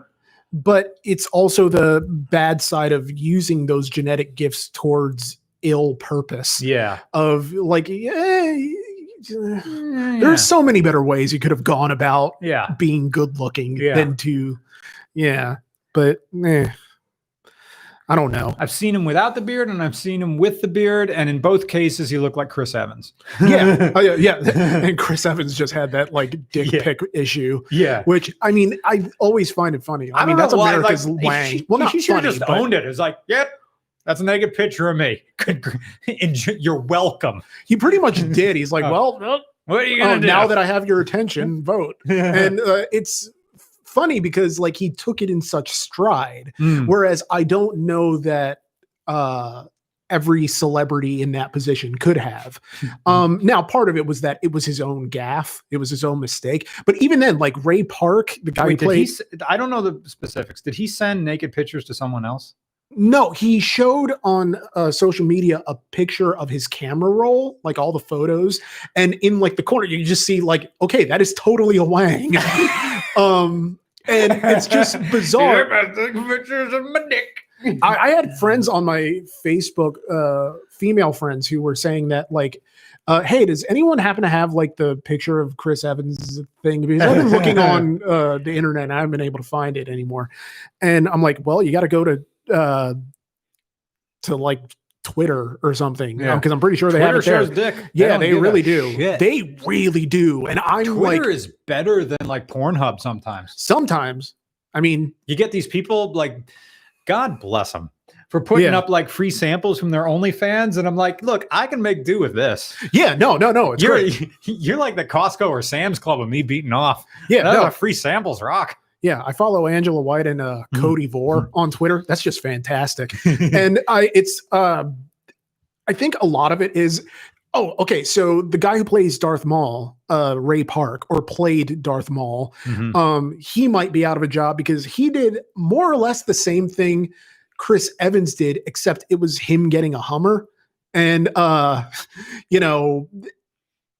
think there was a debate as to whether or not it was like a revenge thing that he released it on purpose, because I think it was like his ex-wife or something. And it was just so weird because you're just scrolling through your pages and then all of a sudden it's like Darth Maul is posting him getting like a professional or whatever. It's the professional. Yeah.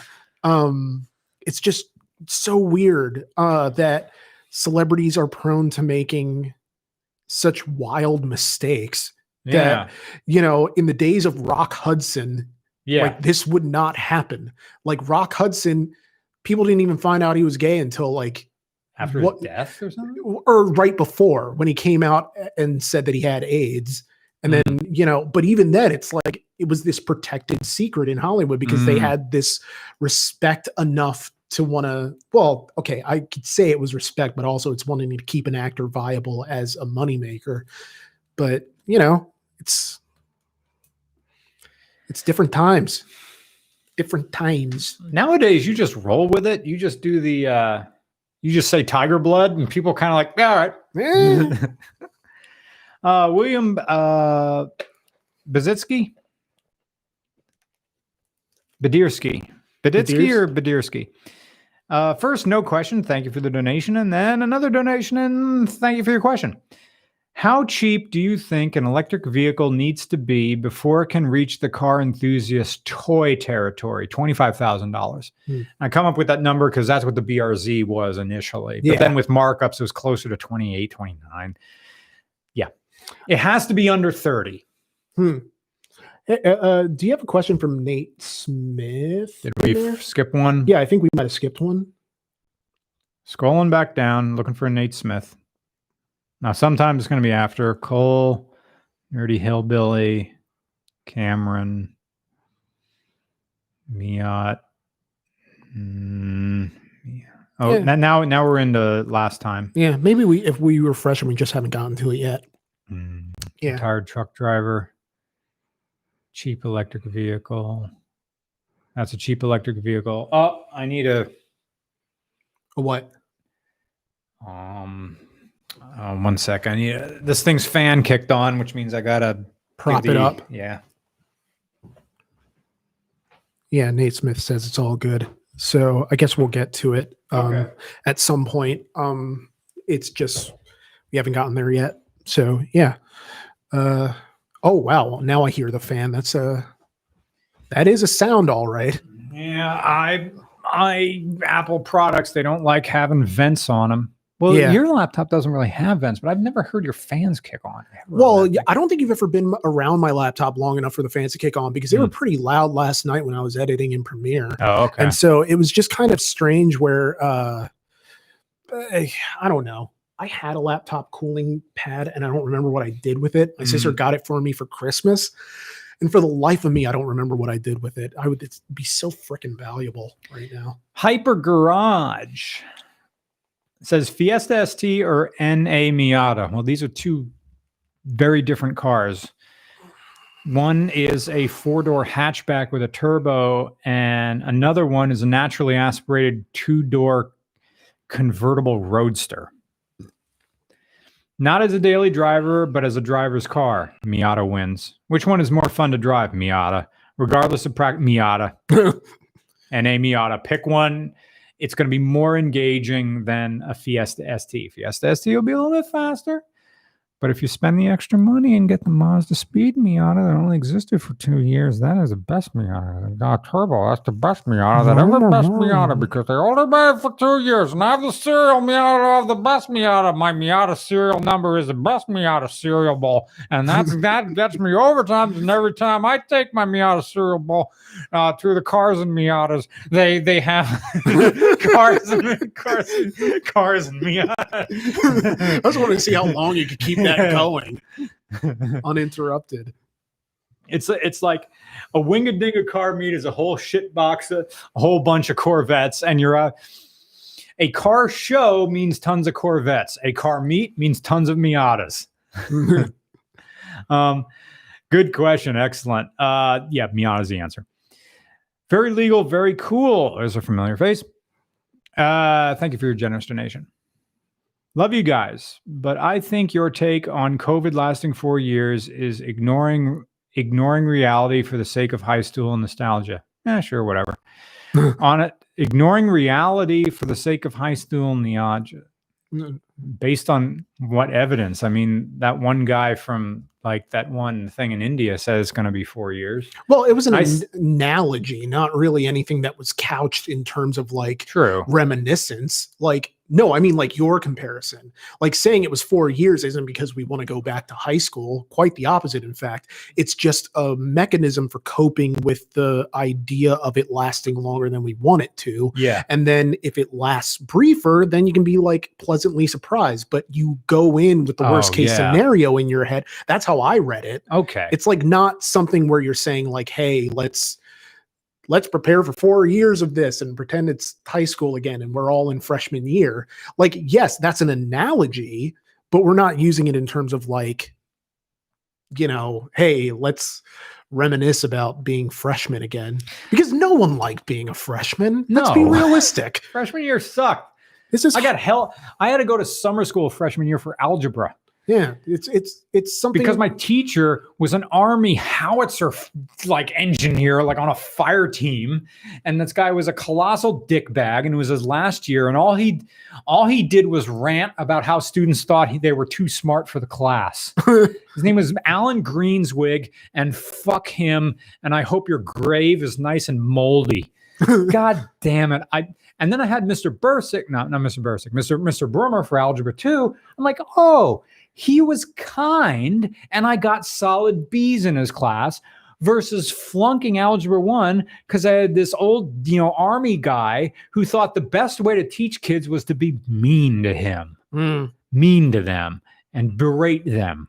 Yeah. Doing the whole, Severus Snape nonsense. Yeah. But what was the rest of that question? The rest of the question. On a different note, what books have you read recently? I haven't read any. Well, he's rereading. I'm reading it for the first time. I've never actually read it before. Is Fear and Loathing on the Campaign Trail 72 by Hunter S. Thompson. And it is a very, I've read extensively about the 72 election with Nixon versus McGovern, and which was one of the biggest electoral blowouts in the history of American politics, or at least the modern history of American politics. And to have Hunter S. Thompson covering it in that gonzo style, which essentially inserts himself as a character into his own narrative, is very engaging. And in a very real way, I think to have it play out in real time relative to 1972, it's fascinating to see how certain candidates rise and fall away, and the way that politics then isn't as alien to now as I might have expected it to be. Mm-hmm. And so now granted, there are some names that they expect you to just know that I don't. And I've pretty much sort of given up on trying to know them and just instead getting lost in the story. But it's very nice thing to read. He writes, his way of just writing and speech. It's very hard for any person to replicate. I don't know. You do a very good impression when we were talking at the cafe earlier, but it's something that I think would. I don't have a pen, so half the thing to doing Hunter S. Thompson is to cut off the end of the sentence after everything you said. But most people, when they do Hunter S. Thompson, is to do Johnny Depp doing Hunter S. Thompson, and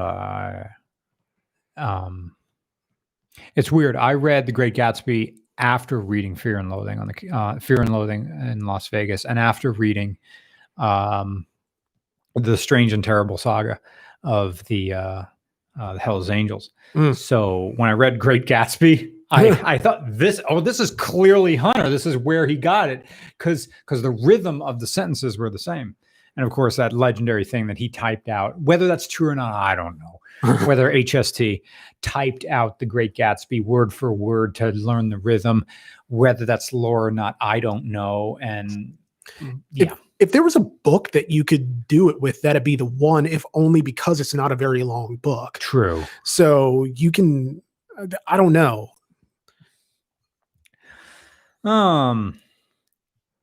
Good stuff. As my trigonometry teacher, Mr. Lagola, said, good stuff. Again, a math teacher that I got good grades in. Not as good as Mr. Brummer, but not as good as Elaine Reed. But even though Elaine Reed lives in this town and I see her from time to time, hey, Mrs. Reed. Hey, guess what? I almost failed the class. But I haven't seen Mr. Lagola in a long time. Mr. Lagola, he was a teacher. His facial hair grew so freaking fast. It was like John Hamm, like the legends of John Hamm, like as they were filming Mad Men, that he had to get a shave sometimes twice a day. Damn. His facial hair was that fast. Mr. Lagola was like that. I would see him sometimes at the beginning of his classroom was in the junior hall. And when I had him, I was a senior. So I only saw him briefly in the morning because, different hall. And he was clean shaven in the morning, but I didn't have him until 8th period, last period of the day, before 9th period, activity period. And at the end of the day, he had a 5 o'clock shadow at 2:20. Damn. And he would have his class notes on note cards that he would keep in those little metal 1950s containers. He'd pull out his notes for today's class. And while he was there, I don't have a note card with me, but I'll do it with my phone. In between talking, he was waiting for an answer. The thing would inevitably come up to his face and you'd hear, I don't know if you can hear that on the mic, but just scraping. Yeah. The sound of like cardboard on sandpaper. I was like, wow. I remember my buddy Tom, we would draw these comics in class of just like the teachers and stuff. And I think like Mr. Lagola would have I think it may have been based on like a Homer Simpson joke, but like you'd see him shave his face and if he shave it, next panel stubble again. But jet black hair. He was just sort of like a solid teacher. I kind of miss him a little bit. Okay. I miss him because I miss him in the same way I miss like shopping mall music. Yeah. Or shopping malls in general. Like, God bless that person on YouTube who loaded all those Kmart tapes from the 1980s. KMRT. I'm like, I remember this, and I don't know how I remember this. Yeah. Like, they went deep into the 90s where they were just running cassette tapes. Yeah. Of like covers of songs. Sometimes it was the real song. Sometimes it was a Muzak version of the song. And then they would just have these store announcements going on. I'm like, fuck yes. The blue light special. Yeah. It's that feeling of sitting at the Kmart Little Caesars and getting saying surprise, surprise to get the kids meal toy. And then just eating your breadstick. It's just warm, starchy sustenance. And somewhere in the back, God is on his throne. There is someone controlling things, and that feeling of being a kid and believing that there are responsible adults manning the engine of the world, and knowing that this ship is being steered true because the school bus always comes, the lunch is always there, and the lights are always on, and the bells ring at the same time.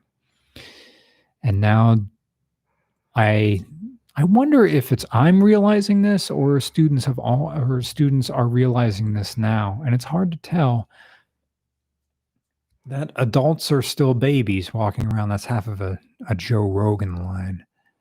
That we're just kind of faking it.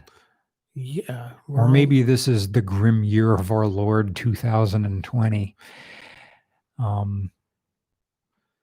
think a lot of it is that we expect that as we get older, we will mature into the well-worn skin of adulthood. Whereas while our skin does become less pliant, our minds do not. No. Because there is that sense that we are adults in name only. And that the operational consistency in which we found such comfort is incumbent upon us to see through. We are now the adults on which the younger generations depend in some regards. The consistency with which, the bus arrives, the lunches are there. Those are all adults now who are doing those things, people who are doing the work that keeps the roads running and keeps, you know, I don't know. It's just, you don't think about it when you're young. You just accept that the world is how it is. And, you know, one day you'll be part of that vast continuum. But until then, life is just whatever it is in that moment. I hope that bringing RCR every single Monday brings to folks younger than myself that feeling of stability. No matter what the toxic news brings, Yes. every Monday there will be RCR. Yes. And I like to, I consider a point of pride, and also that I think it's an important thing in formation among children, psychologically, that there are indeed traditions on which their psychological continuum can rely. So that I remember when my nephew was young, we'd always have our holiday traditions that we would go through. And so that, and even summer traditions, so that they know this is happening here. And, you know, it's just little things that you can rely on that are kind of like save points in the general year, so that, you know, if life isn't great between here and here, mentally your mind can always go back to this point, or go jump ahead to this point that you can look forward to. Of course, it runs counter to the notion that my 5th grade teacher, Mr. Smith, always told me, which is you can't go through life expecting to have things to look forward to. Whoa. Because, which is heavy for a 10-year-old to hear, but also it's something I also carried with me, because at first I took it as nonsense, but as I got older, I realized that no, you really can't go through life having things to look forward to, or always expecting to have something to look forward to, because then the life that you're living isn't enough. Like, you have to get to a point in your life where the life you're living can be enough, which is a very privileged position to get to. But I think it's not so privileged when you look at it as surviving, as getting to a point in life where, all right, this is something that I can live with. And maybe it's not ideal for now, but I don't need to keep looking to the horizon to be able to be present in the moment. And so it's all a lot of trial and error that you only get through life. And I'll harken back to the earlier question about what's something I wish I knew then. It's to learn how to be more present in the moment, and to live life literally one day at a time, because I spent a lot of time freaking myself out just doing the whole thing where I'm always looking ahead, not necessarily to things to look forward to, but things to be afraid of. And that does nobody any kind of good. Just focus on the here and now. Whatever comes later will come, and you'll deal with it then. That's why I got in the habit of saying, like, whatever, that's future next problem. But it's also screw that guy, he sucks. But it's also something that doesn't mean don't have a plan. It just means don't spend time obsessing over the future, over next week, next month, next year, you know? Just live for now. Yeah. Wonder if I'm going to need a third beer to get through this. Coming up on an hour 43 and nowhere near done with these questions. I had 2 like really good lines and I forgot what they were. Oh, well, I have to pee again. That was a long question. Thank you. Very legal. Very cool. Team Testbot with 420, bro. Finally caught one live. Van Truck Nation. Hey, do you know Charles Grom? Unless that is Charles Grom. That was another guy in Atlanta. So I said yes to going down, but it's a question of when. The Moses Channel. Thank you for your donation. Thank you. What is a good all-season tire for a rideshare driver? And what is your take between Honda Accords versus Camrys? Okay. The good all-season tire is the one that's on sale. I don't even know what's on the Subaru right now. Hancooks, I guess. Have a good tire guy and just go with what he says. I bought one with a warranty on it. They run specials all the time. Just buy a major brand. You'll be fine. They know what they're doing. And what's your take between a Honda Accord versus a Camry? Do you like Top Ramen or Maruchan?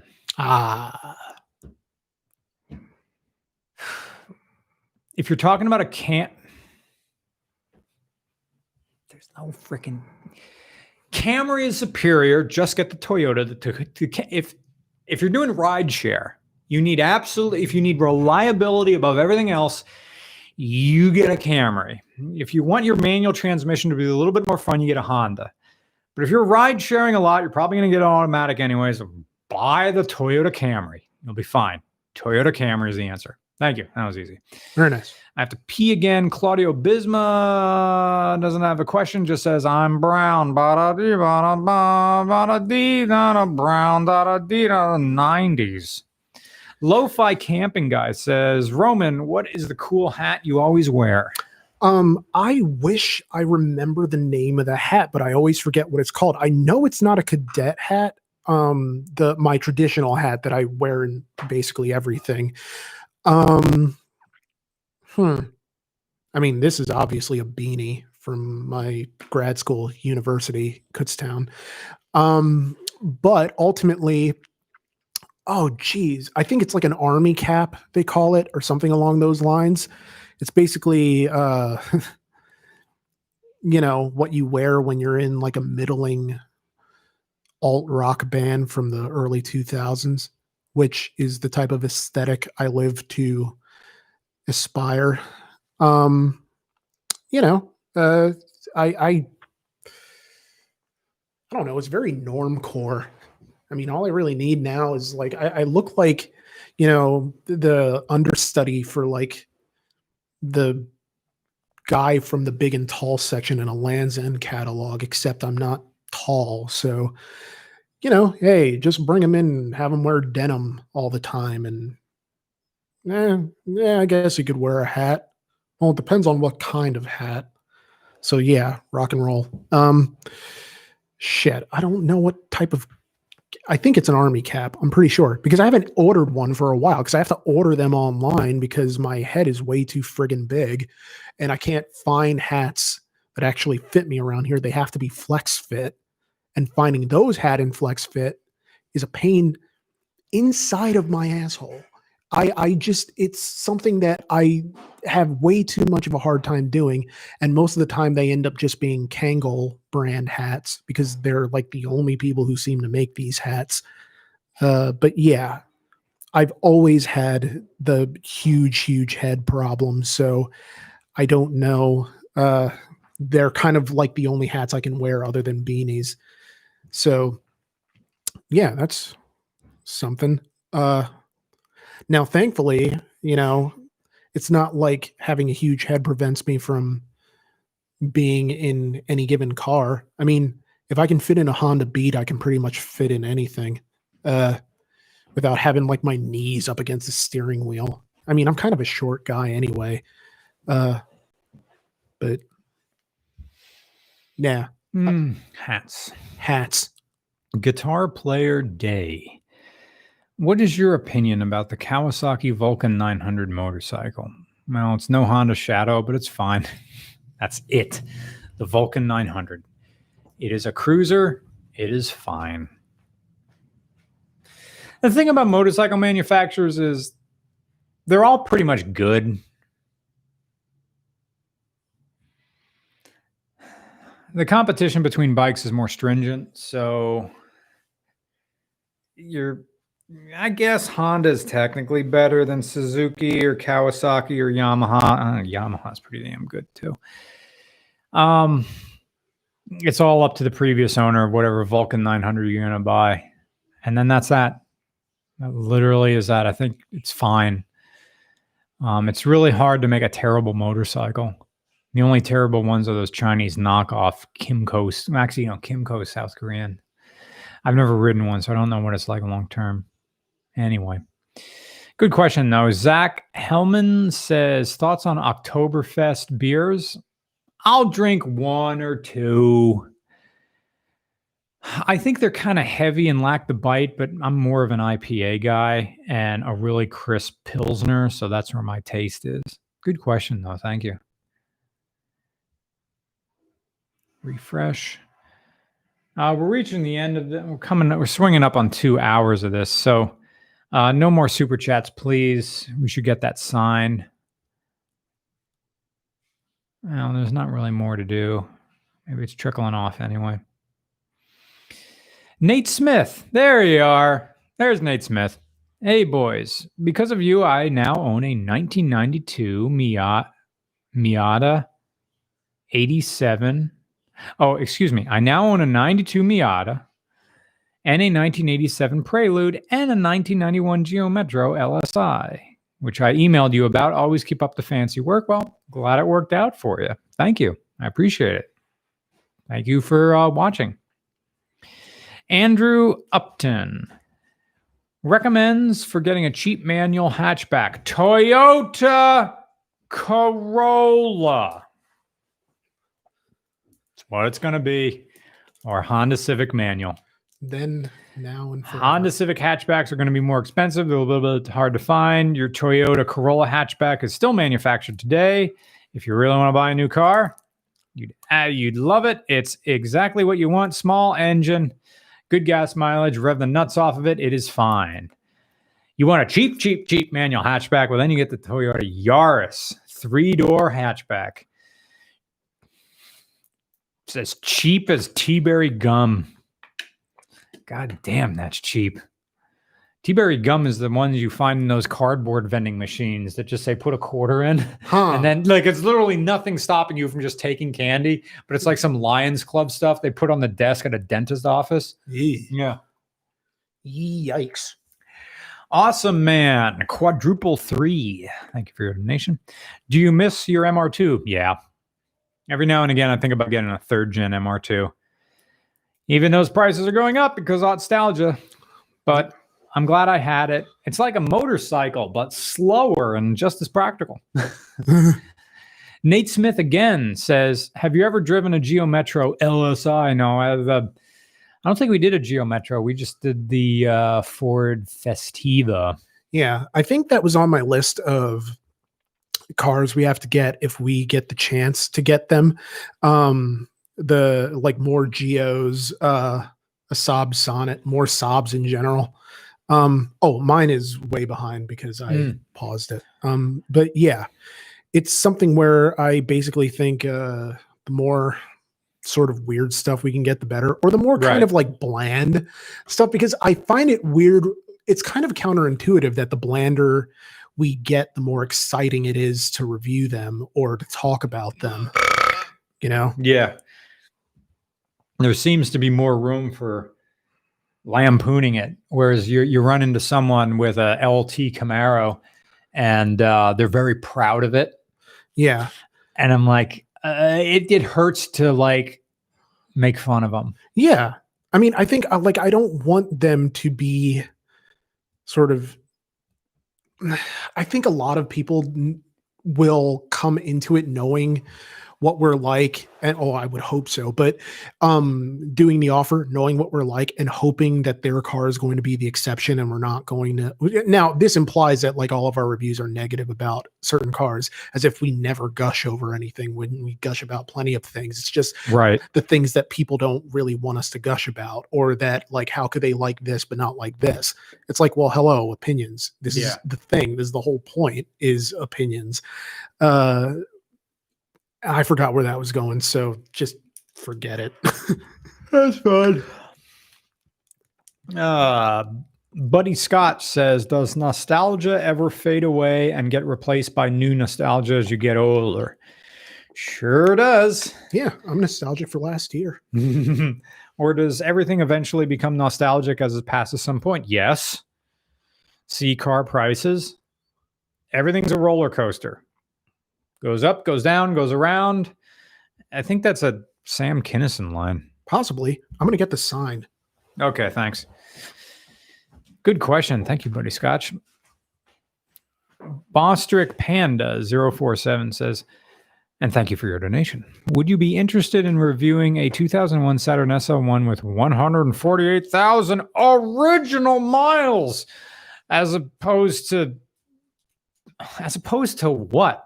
What mileage isn't original? Well, I guess when you redo a car and put a new dash in, and that's the miles that it says on it.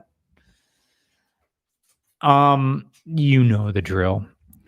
Regular car reviews at gmail.com. Your make, model, city, state in the title of the email, in the body of the email, and put the name of the car. And if you need more tape, it's going to be in the little drawers over there by the desk lamp. Your make, model, city, state in the title of the email, in the body of the email. Put your phone number. Be sure not to abbreviate the name of the state. You need to type it all out so I can search for it in Gmail. Thank you. Anon Island 5, thank you for your donation. Never usually catch the stream. Forgotten any questions, but I just want to say thank you. You've taught me more about cars than my father ever did. Happy to support the channel. Well-being for all. Well, thank you so much. Thank you for liking. We'll keep it coming. Jason Hawkins says, with $10 Australian, Aussie fan here, just want to support. But also, did you guys ever hear about the death of Holden and have any opinions? I understand GM, that was a dark joke. I just thought in my head. GM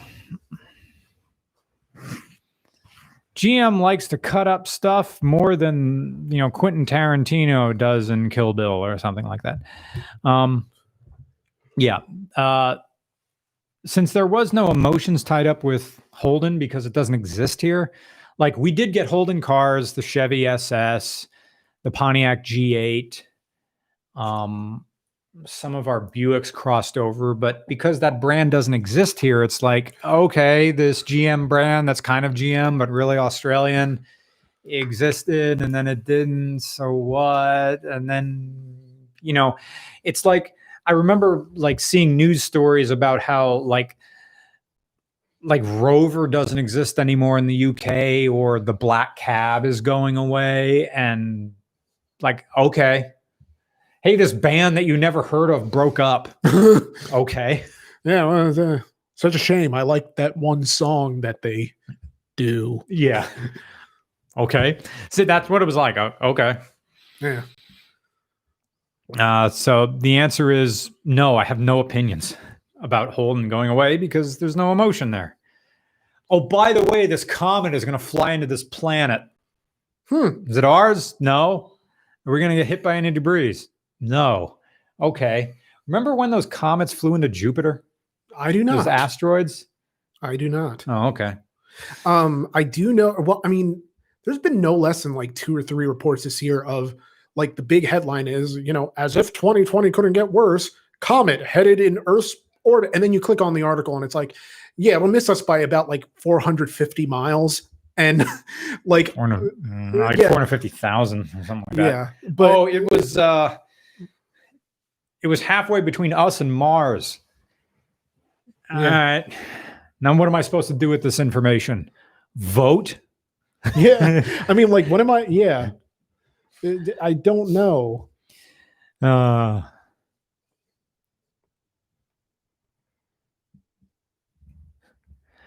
If anybody tells me to take a mask off, I should just say I'm a third-party voter. That should be my answer to everything. I vote. I'm a libertarian or something like that.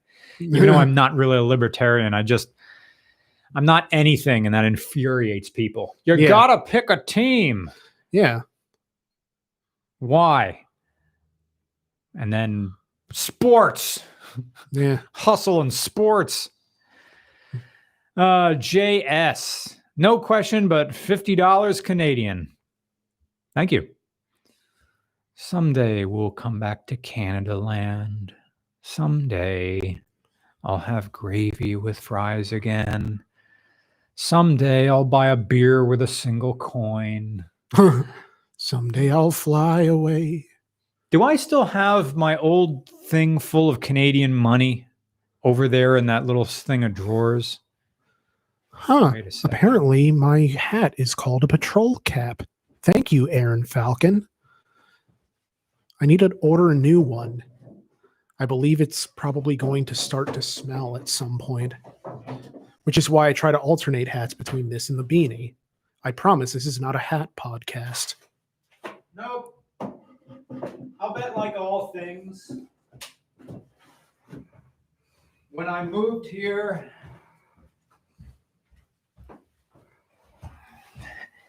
I was going through all my stuff and started thinking, have you thought about it before this moment? No? Okay, then. As a ship sails away, so does its wake. The past doesn't exist, only in your mind. So all those Canadian quarters I had that I have, I still have some US proof sets over there. So anyway, so we've been going on for this for about 2 hours.